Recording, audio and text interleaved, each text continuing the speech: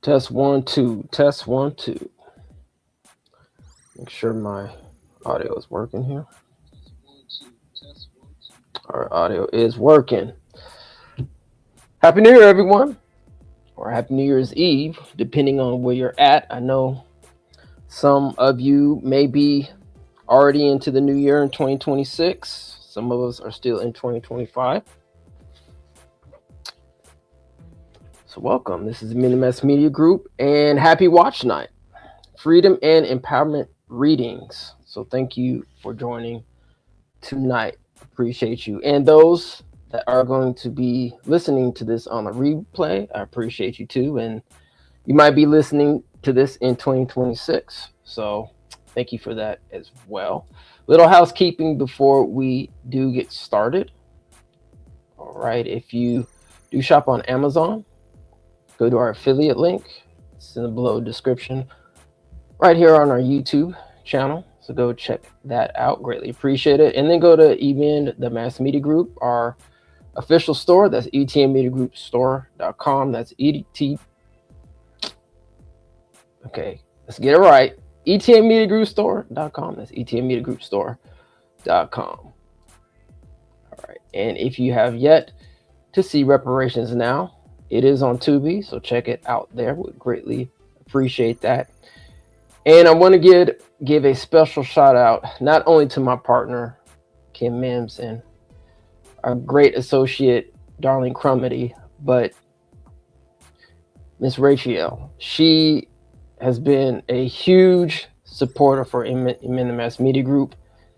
And she's just overall just a wonderful spirit, a great person. She's been involved in this reparation space for a number of years, and she has contributed so much to this platform, and especially out here in California as we move forward to fight and advocate for descendants of those who came from chattel slavery here in the United States. So I'd like to give a special shout out to Raphael. And by the way, I can't remember if we had this conversation. She is going to be one of the associate producers on the next documentary, Reparations Now Part 2 as well. So shout out to Ms. Raphael and her great contributions, and may her and her family have nothing but prosperity, and everyone, as a matter of fact, in 2026. All right, so let's get to it. For those who don't know what Watch Night is, we're going to do a brief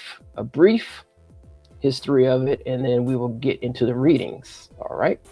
Watch Night. It is a day for poetry and song, a new song. These cloudless skies, this balmy air, this brilliant sunshine are in harmony with glorious morning of liberty about to dawn upon us. That's from the great ancestor, Frederick Douglass, December 31st, 1862.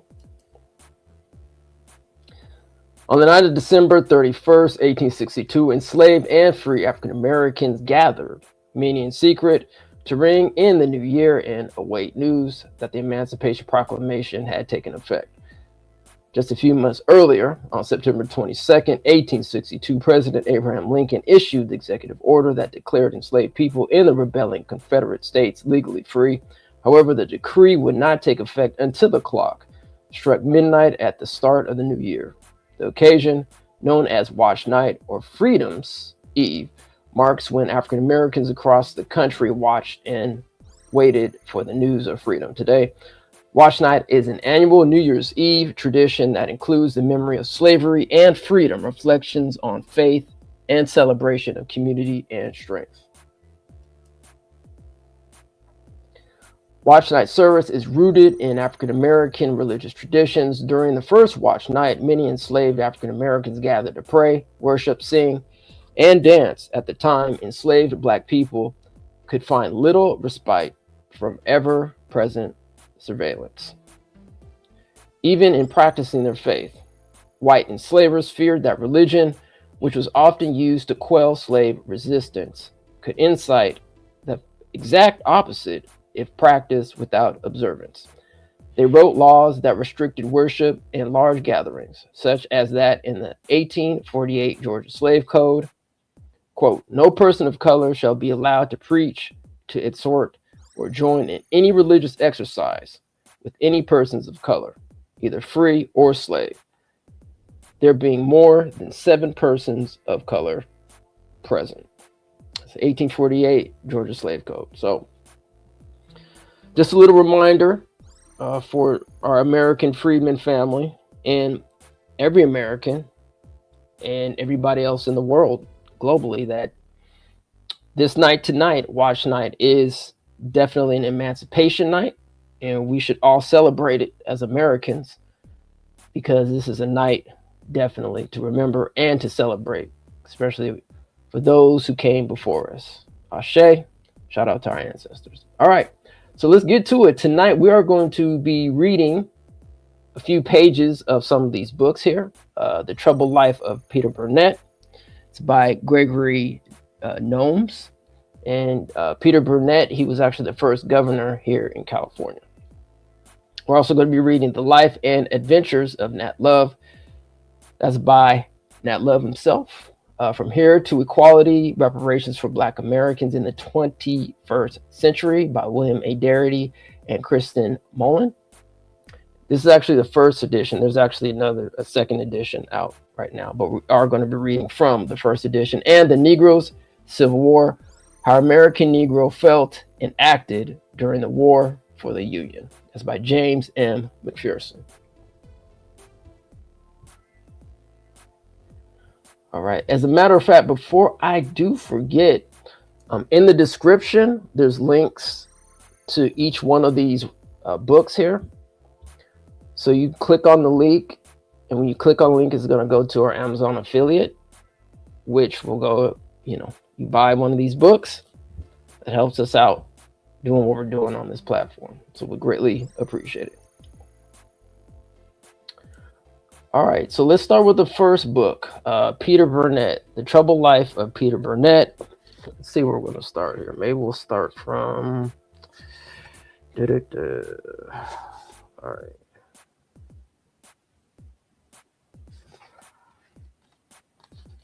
All right, let's see here. Okay, let's just go with the preface. Let's just read the preface and maybe the first page on chapter 1, Death of a Slave. But let's just start with the preface and see how far we get to, because we definitely want to be out of here within the hour. So let's go. All right, the preface, it says, here's what an enterprising young man could accomplish in just 6 short years in the early American West. He could organize his own wagon train, serve in Oregon's first elected government, be elected the territory's first Supreme Court judge, win election to Oregon's territorial legislature, blaze a wagon trail to California, join with young John Sutter to help develop the city of Sacramento, win election as the first governor of California, and a few years later, serve on the California Supreme Court. This was the life of Peter Hardman Burnett, merchant, lawyer, immigrant, city planner, farmer, gold miner, politician, jurist, banker, author, and theologian. At first glance, it seems an extraordinary successful life. His resume is the most impressive of any leader in the early American West. But for the Tennessee-born Burnett, saddled by decades of debt and personal failings, nearly every achievement brought disappointment. He would be staggered along the way by the tragic deaths of 2 of his children. As a political leader, Burnett played a major role in organizing the first American governments in Oregon and California. But these accomplishments are overshadowed by a legacy of racism and advocacy of exclusion laws aimed at prohibiting African Americans from settling on the Pacific Coast. As a member of Oregon's Legislative Committee, the first provisional legislature, he authored what became known as, quote, Peter Burnett's Lash Law, threatening severe whippings of blacks who refused to leave. Also damaging to Burnett's standing in history was his ruling in the notorious Archie Lee slavery case as a member of the California Supreme Court in 1858. And repeat that, Also damaging to Burnett's standing in history was this ruling in the notorious Archie Lee slavery case as a member of the California Supreme Court in 1858. Burnett's views on race seem extreme today, but at the time they were represented one side of a debate over the role of blacks and minorities in the American frontier, a debate that has its parallel in today's arguments in admitting Muslims and Latinos into the United States. Burnett was successful in imposing some of his views in Oregon, less so in California. But in both jurisdictions, there were many who agreed with him that there was no room for African Americans. Like Burnett, many of the early settlers came from the South with conflicted feelings about blacks and slavery. It is little remembered that Oregon voted in 1857 on whether to become a slave state. Although the proposal was rejected, nearly 1/3 of the electorate voted in favor. California, while established as a free state, nevertheless flirted with pro-slavery sentiments during much of its early history and in 1852 enacted its own Fugitive Slave Act. I'll repeat that again, because there's a lot of people saying, well, California didn't have any slavery. Anyway, let's repeat it. California, while established as a free state, nevertheless flirted with pro-slavery sentiments during each of its early history and in 1852 enacted its own Fugitive Slave Act. On the other side of the debate were prominent leaders such as Jesse Applegate in Oregon and David Broderick in California, who argued the West should be open to all, and who blocked or overturned the more extreme proposals of Burnett and others. Peter Burnett was blessed with good looks and natural charm. He was described in his mid-30s by a fellow immigrant as a rather striking-looking man of about ordinary height, with a very keen eye, a rather sloping forehead, light complexion, and someone very ready of speech. Photographs in his middle age reveal a strong resemblance to the late actor Paul Newman. Burnett made an excellent first impression, and people turned to him for leadership. He was elected overwhelmingly as California's first governor in 1849, but his failure to exercise effective leadership, combined with a huge ego and some inexplicably tone-deaf policies, undermined his stature and supporters soon abandoned him. As governor, Burnett was ridiculed for such odd proposals as advocating execution for persons convicted of grand theft and robbery, and changing Thanksgiving from a Thursday to a Saturday. He resigned less than 2 years after being elected without giving any reason that made sense. A California newspaper commented that he had been so ineffective that nobody cared anyway. Despite Burnett's prominence in Western history, little has been written about him, and virtually nothing in depth. Burnett himself is the only source we have for his early life, and much of his later life as well. He tells his story in a rambling 488-page autobiography titled Recollections and Opinions of an Old Pioneer. Burnett finished it in 1880 when he was 73, 15 years before his death in 1895. His memory occasionally failed him, and dates and places were sometimes confused. As the case with any autobiography, Burnett could be expected to put the best possible spin on his life, and he did this in spades. As interesting as what he concluded in his life story is what he left out. But he does tell us enough about his early experiences to reveal that he frequently felt humiliated by wealthy relatives, which made him distrustful and wary. It also fueled his desire for wealth and I'll show them kind of resolve. Burnett received little formal education, but he was extraordinarily well read. He wrote extensively, quoting at length from the works of economists, theologians, and political theorists. He seemed to have theories about everything, such as improving the U.S. Constitution by requiring presidential appointment of state governors and lifetime election of U.S. senators. Except for his later years as a banker, his entire career reflected a difficult struggle to practically apply his wide range of knowledge. Burnett interacted during his life with some of the most prominent men of the time, among them Mormon leader Joseph Smith, Pathfinder John Charles Fremont, missionary Marcus Whitman, Oregon Trail companion Jesse Applegate, Dr. John McLaughlin of the Hudson's Bay Company, John Sutter, on whose property gold was discovered in 1848, survivors of the ill-fated Donner Party, and Samuel Brannan, once the wealthiest man in the West, who brought Burnett into the banking career where he finally was able to excel. Burnett's life in the West underscores the close ties that existed between Oregon and California during the early years of American settlement. The shared experience of often deadly struggles on the cross-continent immigrant trails, the movement of population between the two, and the similarity in attitudes toward American Indian tribes as well as immigrant Chinese and African Americans. What follows is the story of a self-made man who achieved the fame he so desperately wanted and then ran from it, leaving a record of racism, frequently bizarre behavior, and jobs left undone.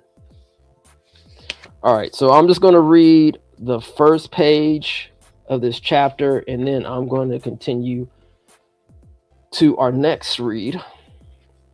Okay, this chapter is titled Death of a Slave. This is chapter 1.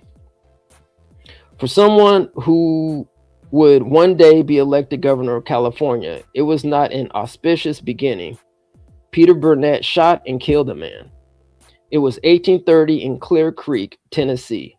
Burnett, then 23, had recently purchased a store selling general merchandise to nearby cotton farmers. His goal was to get rich, but the store was losing money. In an attempt to stem his losses, Burnett purchased 3 barrels of old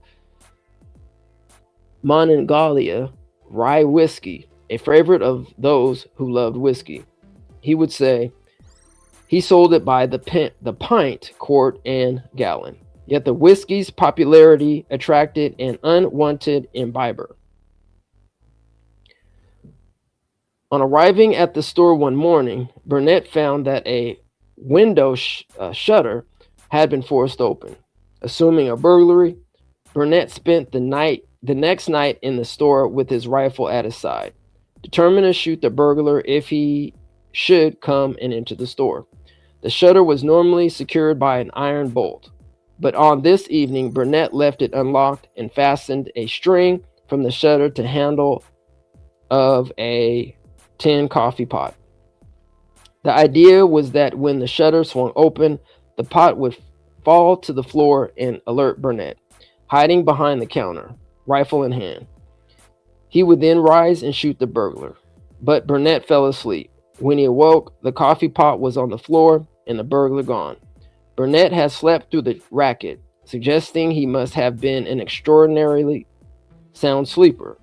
Burnett tried a different strategy the following night. This time, he secured the window shutter with a bolt and fastened a string from the shutter to the trigger of the rifle, which he propped up on the counter, loaded, cocked, and ready to fire. At this time, he went home. He described the scene that greeted him the next morning.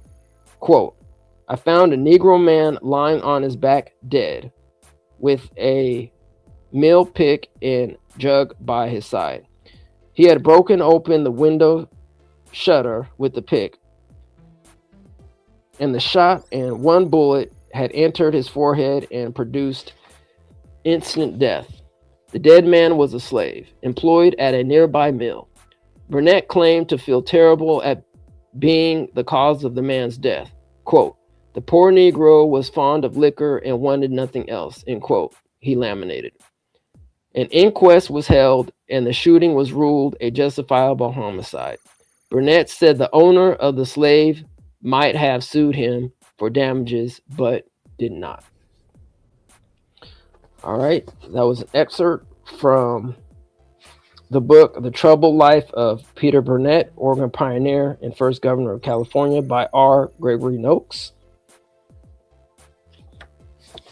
And that was the first page of chapter 1, Death of a Slave. So if you want to continue reading that, obviously you can go online to check it. But if you want to go support what we're doing here on the MiniMass Media Group, hit that affiliate link found in the description below of this video. All right, let's see what is next. All right, let's go to the life and adventures of Nat Love. Let's see where we're at here. All right, let's go ahead and read the introduction here. It's a pretty lengthy introduction, so I don't know if I'm going to get through the whole introduction, but let's see here. All right, yeah, let's read the introduction. The introduction is forwarded by a Brackett F. Williams. It's titled Introduction, Nat Love Rides into the Sunset of Slavery and Racism.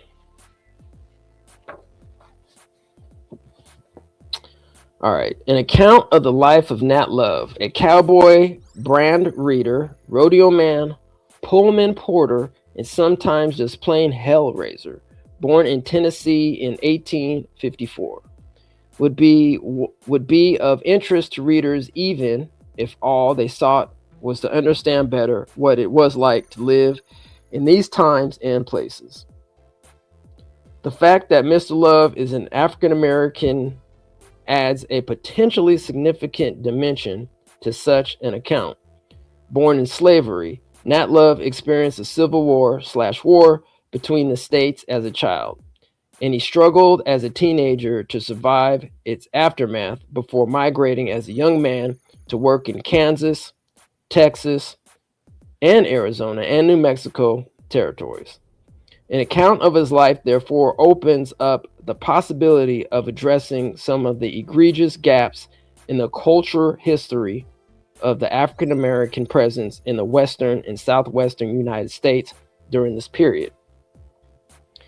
The fact that this account is an autobiography in its own, as we are prone to say today, quote, voice, end quote, adds yet another valuable dimension. The voice in which Nat Love writes, however, does not prove easily recognizable as an African American one. If what one expects is an emphasis on the African American cowboy's experience, his interaction with, quote, black Indians, end quote, or his struggles against legal or informal forms of racism, the voice is a Western voice which, in many respects, follows the script for many of the Western movies we all know as we all know so well. The braggadocio element of Nat Love's account does, however, seem to combine the characteristics of a Southern storytelling tradition with a similar Western tradition to express events in what Love calls, quote, true Western style, end quote. Much of his tale must be treated as stories designed for telling around campfires, rather than ones intended to be poured over in academic settings. Nonetheless, hyperbole notwithstanding, the life and adventures of Nat Love, better known in cattle country as Deadwood Dick, a true story of slavery days, life on the great cattle ranges and on the plantains of the wild and woolly West, based on, all right, turn the page here, facts and personal experience of the author, provides a unique construction of an African American life lived in the shadow of the Civil War. His recordings are his own constructions of what was valuable in his personal experiences, and they defy what modern sensibilities might think a man of color ought to have recorded, felt, and reported. When the known struggles, suffering, and injustices based on race, gender, and cultural oppression in the West seem to disappear into a black version of the ugliest face of white supremacy and jingoism. As in Love's often expressed stereotypical contempt for Mexicans and Native Americans, we are apt to agree with him that his calm to write an account based on events as they happen demonstrates, quote, in this case, facts will prove stranger than fiction, end quote. The relation between fact and fiction that is likely to concern the reader is not whether something of a sort happened, but what aspects of the happening are excluded by the manner in which Love constructs the event. Perhaps, however, the strangest aspect for many readers will be the fact that his tale paints a picture of an African American man who seems to seek no solace in contact with African American communities or in the company of the African American cowboys who are present. The quote boys, end quote, to whom Nat Love appears tightly bound and deeply loyal, are a brotherhood of cowboys defined without regard to race or place. As a cowboy, Love paints a picture of himself as a regular, if extraordinarily talented and lucky, hand-on ranches in Texas and Arizona. Working initially as a drover, his talent soon wins him the job of chief brand reader, the hand who identifies brands in mixed herds. He works cattle and horse roundups in the vast openness of Nebraska, South Dakota, and Wyoming. In his treks across country as a cowboy, he is awed by the scenery, humbled by the dangers of topographical ignorance, and buoyed by the manner in which personally acquired and collectively shared knowledge of the varied terrains fundamentally alter the chances of human survival. Nat Love was a man always ready to learn what others knew from experience and to share the knowledge he had acquired in his travels and labors. His tale recounts the kinds of knowledge he considered critical for those who would tackle the open country on cattle drives and roundups. Although he did not concern himself with the complex motivations Native Americans had in contesting the presence of cowboys and their cattle, he was always alert to the character of the range and types of danger it represented in different parts of cattle country. This he claims as a concern not for his safety and that of companion, after all, quote, Indian fighting, end quote, was just part of the business and served to break the monotony, but rather for the safety of the cattle placed in his charge. Each animal was cash on the hoof and its safe, healthy arrival Love, recognized as a source of profits that paid his wages. For one who had earned $1.50 a month and now got $30 a month for cowboying, the cattle industry was a godsend. Also, Love was simply impressed with the beauty and variability of the land. In his second career as a porter, traveling across the same terrain and beyond, he remained awed by the vastness and the very beauty of the United States. So much so that he encouraged his citizens to see their own land before journeying to foreign places. Oh, kind of interjecting here. That's another thing we as Americans need to do. We really need to go visit other places here in America. I mean, I know it's all good to get outside the United States, and I'm not against, traveling across the world, but there's a lot of great places in here in the United States that we definitely need to travel to. So sorry I had to interject that, but let's go forward. His advice was, quote, see America, then let your chest swell with pride that you are in America. He lists for his reader the many wonders of the America he has seen on his train trips. Confronted with post-war racism and the general lack of economic opportunities in Tennessee, the young Nat Love who went to the West did not make, nor was particularly seeking to make, his fortune. Instead, he remained a common laborer whose material accomplishments never amounted to any grand tally. He was out to exercise his freedom. to see the world that was the 19th century United States, and see it he did. When not occupied by the typical work of a ranch hand, he was constantly on the move of a drover and brand reader. Staying at home, ranch only long enough to rest up and take on the next drive or head into the open country to round up, read brands and brand strays like the majority of his cowboy companions. For most of his life, he owned little more than a horse, a saddle, a change of clothes, a Colt 45, and sometimes a rifle. Proud of his knowledge, he provides the reader with many details of how cowboys worked herds on cattle drives, outlining the procedure for conducting roundup and branding. He elaborates on the purpose and function of his brand reading expertise. On this matter, Nat Love declared that there was no more knowledgeable person in the West than he. His wages and consistent employment seemed to lend some credence to his estimate of his talent, and despite his lack of material accomplishments, he prided himself on the fact that he was beholden to no man. Then goes on in typical fashion to contradict himself. He is totally autonomous and totally tied to the Cowboys. That's funny. Looking back in a few sentences, he sums up his views and his emotional connection to the range life. Okay, I'm going to pause there because I got 2 more books to read. I'm going to try to get us out of here. Hope everybody enjoy their watch night. All right, so that is the introduction to the life and adventures of Nat Love, one of the greatest cowboys in American history in existence. But I don't know, I might go and read that to the family or for the family at a later time so we can get more into Nat Love. But let's see here. Let me go and bookmark that. And we will continue with our next read, which will be From Here to Equality, Reparations for Black Americans in the 21st Century. So I'm just going to randomly pick a chapter here. Let's see what we have here. All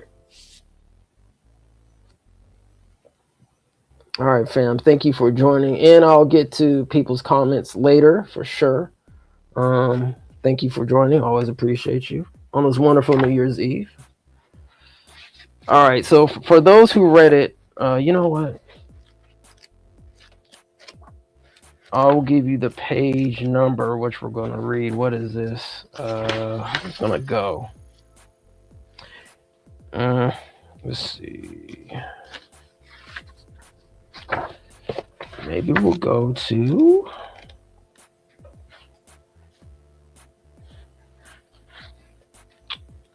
All right. I'm going to see what page we're going to go to here.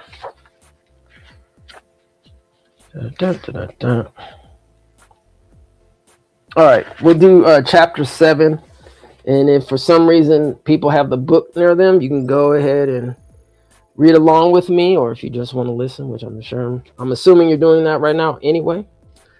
But for those who do have the book, it is page 123. This is the first edition. There is another edition out right now, and that link is in the description. So if you want to go check the second edition out, but this is the first edition.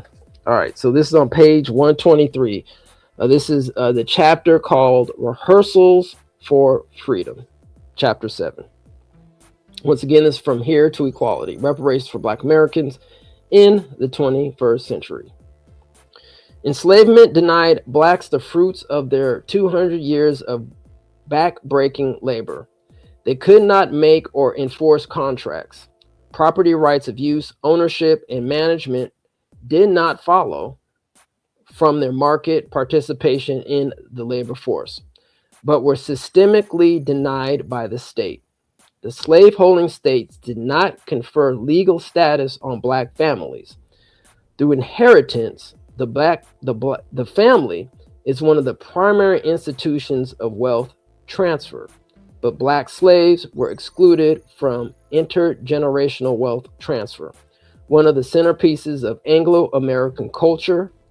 That was looks like it was a quote from an Adrian Davis, The Case for U.S. Reparations. That's of 2007. The Negroes organized themselves and, armed with rudimentary farming tools and seeds, flocked to the islands to begin spring planting. The Edisto people left St. Helena promptly, eager to return to their old homes as landowners. Other groups joined them from Georgia. Quote, "We shall build our cabins and organize our town government for the maintenance of order and the settlement of all difficulties," end quote, said the Reverend Mr. Ulysses Houston, a Negro minister of Savannah, to an interested Northern correspondent. That's interesting. Actually, I got family from Savannah. All right, interjection. Let's continue. He was conducting a large party of Negroes to Skidaway Island and had laid his plans carefully. He and his fellow colonists selected their lots, laid out a village, numbered their lots, put the numbers in a hat, and drew them out. The reporter was thrilled. It was Plymouth Colony repeating itself. They agreed if any others came to join them, they would have equal privileges. Soon blooms the Mayflower on the South Atlantic coast. That's by Willie Lee Rose, Rehearsals for Reconstruction, 1964. One sees that revolutions may go backward. Interesting. Thomas Wentworth Higginson, Army Life in a Black Regiment, 1869.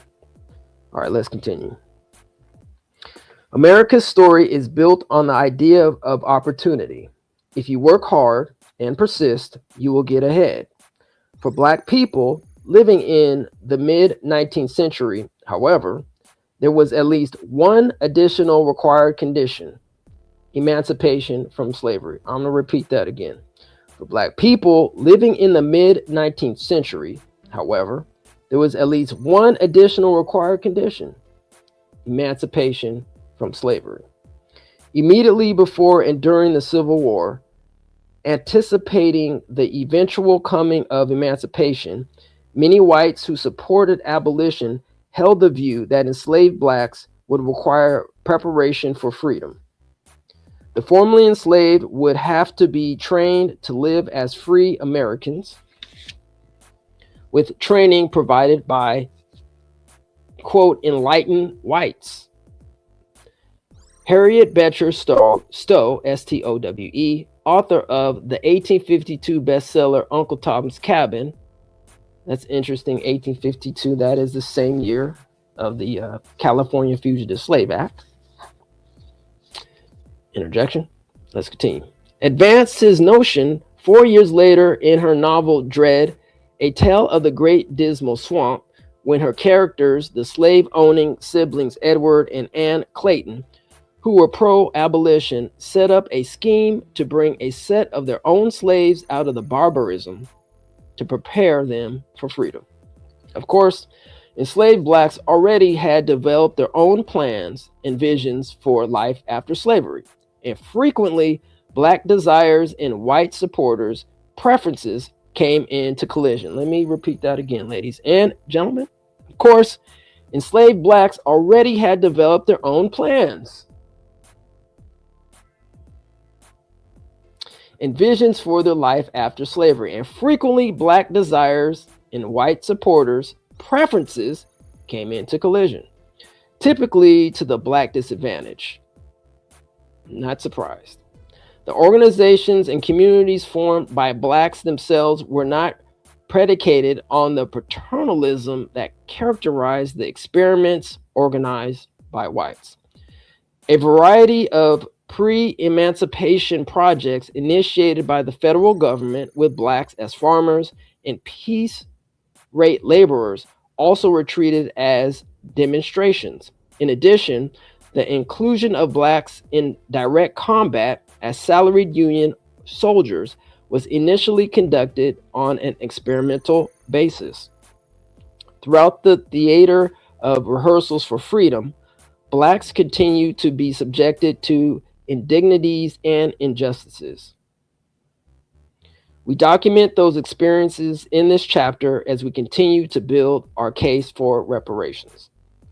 At the point that the Emancipation Proclamation was issued in January 1863, neither Abraham Lincoln nor Congress nor the federal government writ large had made any plans for the more than 3.5 million slaves residing in the states and territories still in rebellion. Even though they were engaged in the Union effort and would make a decisive contribution to the war's outcome, the contrabands, largely homeless, had no land, no jobs, no money, and no rights of citizenship. Of the approximately 4.5 million African Americans living in the United States by 1860, an estimated 500,000 were free people of color. Some had been granted their freedom by their owners, and some had been born free, that is, born to free mothers. Still others had asserted that their right to freedom after a long residence as a fugitive in a free state. A small number of those free Black Americans lived in intentional Black communities, often communities established as experiments by white abolitionists who believed training ex-slaves to be productive citizens was a prerequisite for life in a majority white society. In 1848, Sojourner Truth, a slave the first 29 years of her life, launched a career as an orator and champion for women's rights and the abolition of slavery after having been radicalized by the experience of living for 2 years in an integrated commune, the Northampton Association of Education and Industry in Western Massachusetts. It was there that she met abolitionist Frederick Douglass, the social reformer, author, orator, and publisher who had escaped to freedom on his third attempt, Wendell Phillips, a lawyer and member of the American Anti-Slavery Society, William Lloyd Garrison, founder and publisher of the abolitionist newspaper, The Liberator, and David Ruggles, the freeborn African-American writer, publisher, and bookstore owner who had aided Douglass's own escape to freedom. All right, I'm going to read one more paragraph and then we'll get to the next book. In 1846, Gerrit Smith, an eventual member of the Secret Committee of Six, which supported John Brown's efforts to initiate an anti-slavery insurrection in Virginia, donated 120,000 acres of land and 40-acre lots to 3,000 free Blacks in the Adirondacks in upstate New York. Smith had two objectives. First, because New York state law mandated that Blacks must own at least $250 in real estate to be eligible to vote. The apportionment of 40-acre lots was a mechanism for Black enfranchisement. Second, Smith hoped to demonstrate that Blacks could establish a prosperous and thriving agriculturally based community as a model for the post-slavery world. Let's see, what time is it? You know what, we're going to go ahead and keep that mark there. And might continue reading that chapter. That was on page 125.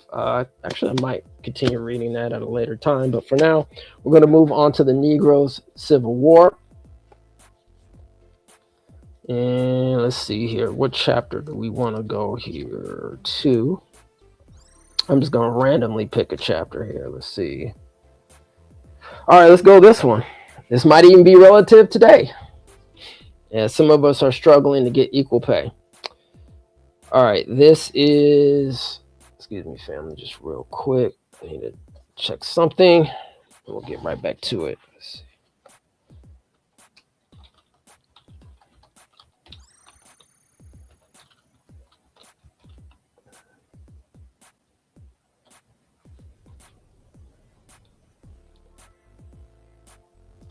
All right, here, let's see.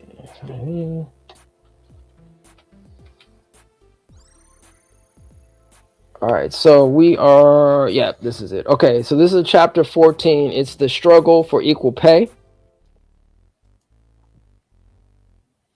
And you know what? Let me get up the Okay. Yes, this is Negro Civil War by James M. McPherson. Chapter 14, The Struggle for Equal Pay. In spite of the courage and contribution of Negro soldiers, the black troopers were subjected to many indignities and injustices. As late as 1864, off-duty Negro soldiers were sometimes assaulted by white bullies and mobs. One such incident occurred at Zanesville, Ohio, in February 1864, and was described by a correspondent of the Anglo-African,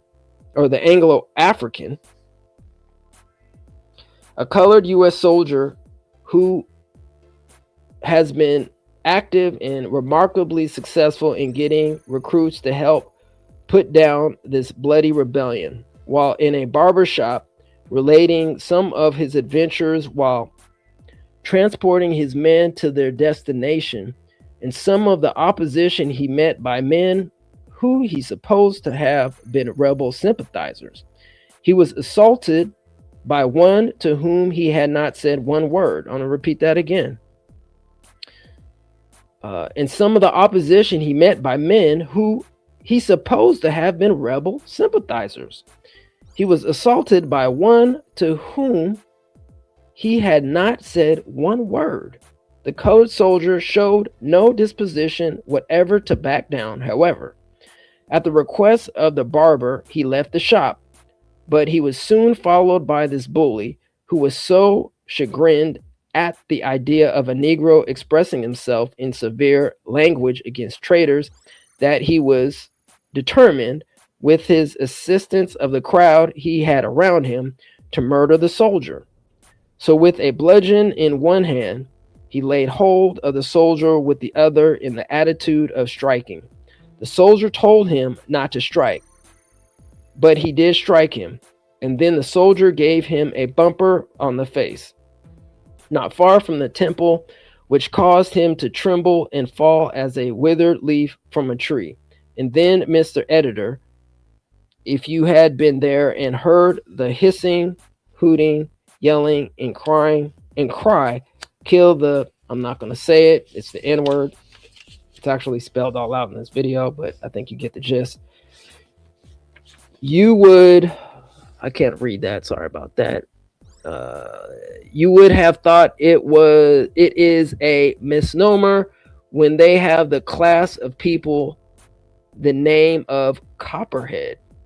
The soldiers, seeing the fearful odds against him, attempted to retreat in the Zane house, but there he met with a heartless set of ruffians who thrust him out. He was pelted by stones from every direction as he backed across the street. He had no weapons but his hands, and the crowds took good care not to come within reach of them. Some of the police finally came up, and the soldier was enabled to pass through another barbershop, back from his pursuers, where he remained until his fellow soldiers came to him. Then he washed off the blood from his wounds, and he and his comrades walked around unmolested.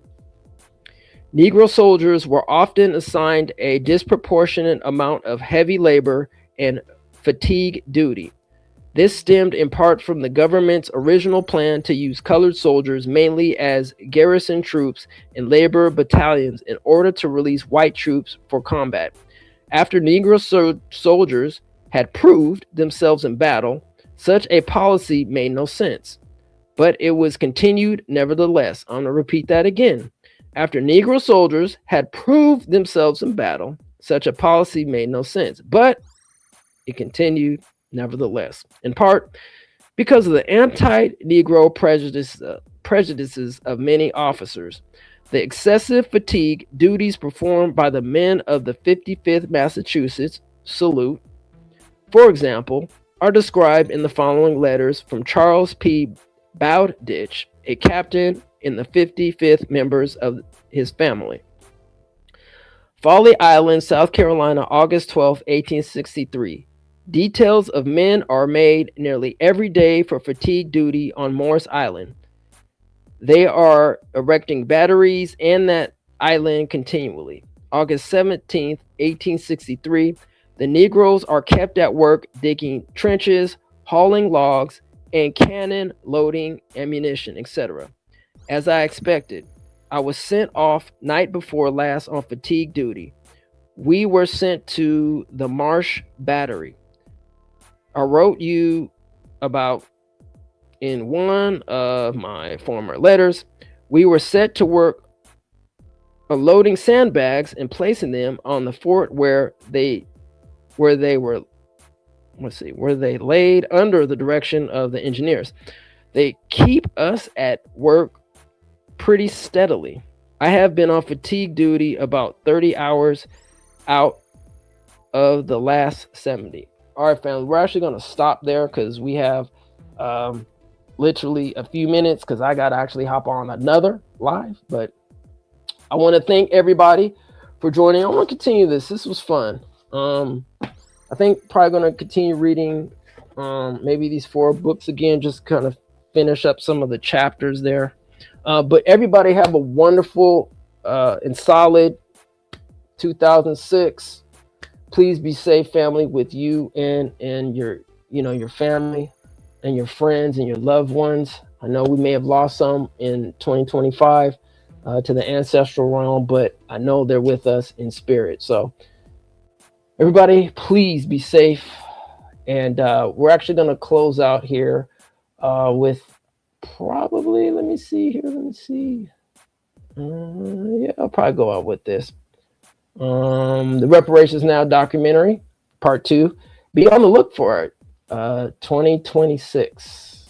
Okay. So once again, this is Watch Night, and you have participated in a tradition here in the United States. It's called Watch Night, Freedom and Empowerment Reading. So once again, thanks for joining. Like, share, and subscribe to your number one source for news and reparations. This Easy Men, the Mass Media Group, and we are out. As always, peace and lineage-based reparation. Oh, you know what? I'm up here. You know what? I got to do this. This is tradition. So real quick, let me go through the comments here. Okay, open letter to Black citizen organizations across California. Call to establish a permanent exhibit on Black history at California Museum. Okay, thank you for that. Shout out to Cam. Let's see here. Because I can't respond. Reposted this because I can't repost the stream. Okay, thank you, Ed, for joining. Let's see. Are you aware that the California State Museum in Sacramento does not have a permanent exhibit documenting several in Black history of California? All right, one more. Here we go. Black history is being erased. Even in Sacramento, the State Museum has no permanent exhibit. Yep. There you go. All right, family. Appreciate you. You guys have a wonderful New Year's Eve, a wonderful watch night, and we'll see you next time. As always, peace and reparations. Take care of yourselves.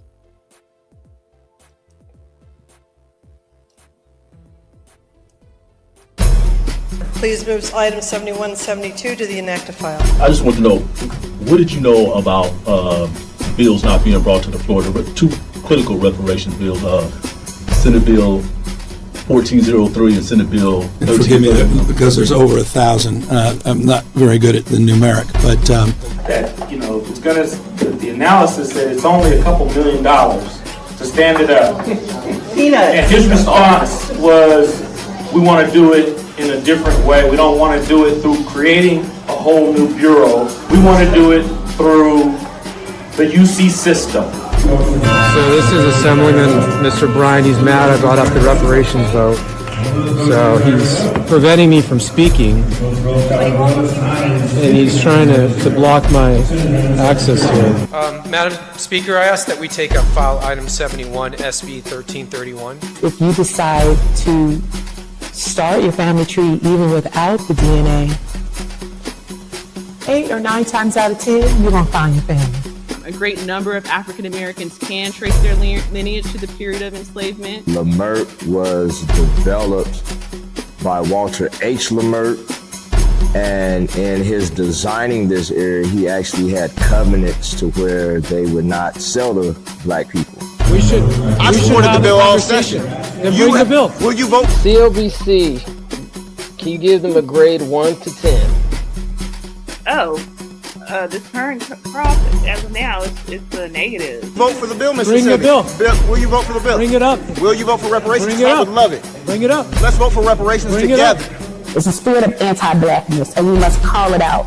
And so I'm going to call out on August 31st, 2024, that the California Legislative Black Caucus, the majority of them, and the governor allowed the enemy to use them to try to keep us down and keep us as bottom-class citizens. Just think that all the other members have at least about 10 years left. So we're not going anywhere. I've heard it's slightly changed, and some of the advocates who were part of the coalition last go around are now expressing concerns of whether or not they'll still be able to stand behind it if those changes are not corrected. In so many years, it won't hardly be no black folks left in California. We love y'all, we thank y'all, and we demanding reparations right now. First of all, America, from the evidence that they gave us, you're guilty. What happened on August 31st, 2024 was a betrayal. We know that if we don't have our hand in this process as much as we possibly can, it can be corrupted from the outside. So in terms of our role isn't done until they're issuing the checks for our reparations. The time for reparations is now. Yeah, right now. What do we want? What do we want? What do we want?